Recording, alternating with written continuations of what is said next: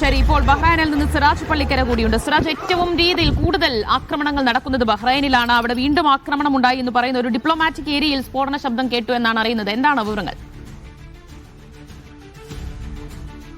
ദിവ്യ, തീർച്ചയായും ബഹ്റൈനിൽ നിന്ന് ഏറ്റവും പുതിയ ആക്രമണം നടന്നിരിക്കുന്നത് ഡിപ്ലോമാറ്റിക് ഏരിയയിലാണ്. അവിടെ നിന്ന് ഉള്ള ഗ്രൗണ്ട് റിപ്പോർട്ട് അനുസരിച്ച് ഇപ്പോൾ നമുക്ക് പറയാൻ കഴിയുന്നത് ആ മേഖലയിലെ ഹോട്ടലുകളെ ഉന്നം വെച്ചുകൊണ്ടാണ് ആക്രമണം നടന്നത് എന്നാണ്.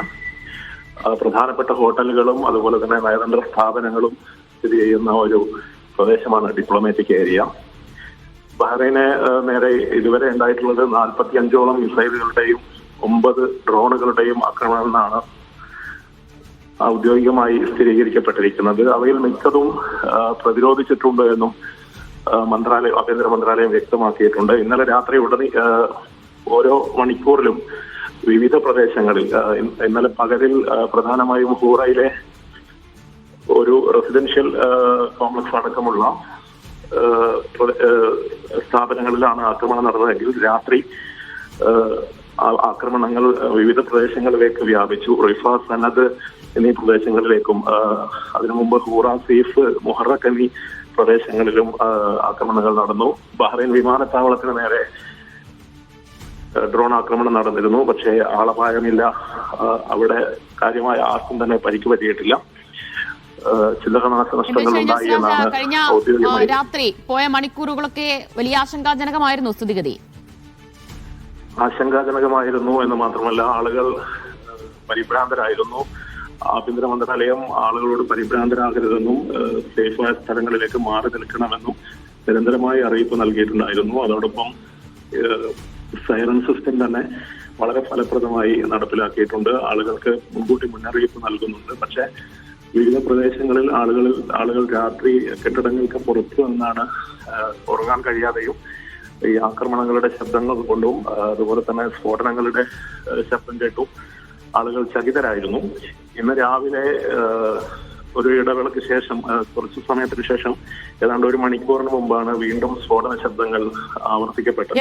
നോക്കൂ, ഈ ആക്രമണങ്ങൾ തുടരുമെന്ന് തന്നെയാണ് നമുക്ക് മനസ്സിലാക്കേണ്ടത്. കാരണം ഇന്ന് രാവിലെ ആയപ്പോഴും സ്ഫോടന ശബ്ദങ്ങൾ കേൾക്കുന്നു. അപ്പോൾ എങ്ങനെയാണ് സുരക്ഷാ മുൻകരുതലുകളും ക്രമീകരണങ്ങളും ഒക്കെ അവിടെ?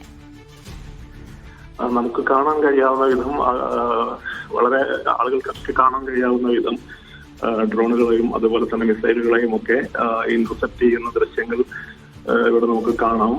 അതുപോലെ തന്നെ ആഭ്യന്തര മന്ത്രാലയം നൽകുന്ന അറിയിപ്പ് അനുസരിച്ച് മിക്ക ആക്രമണങ്ങളും പ്രതിരോധിക്കാൻ സാധിക്കുന്നുണ്ട് എന്നാണ് വിശദീകരിക്കപ്പെടുന്നത്. പക്ഷേ വീണ്ടും ആക്രമണങ്ങൾ ഉണ്ടാകുന്നത് ആളുകൾക്ക് പരിഭ്രാന്തി സൃഷ്ടിക്കുന്നുണ്ട്.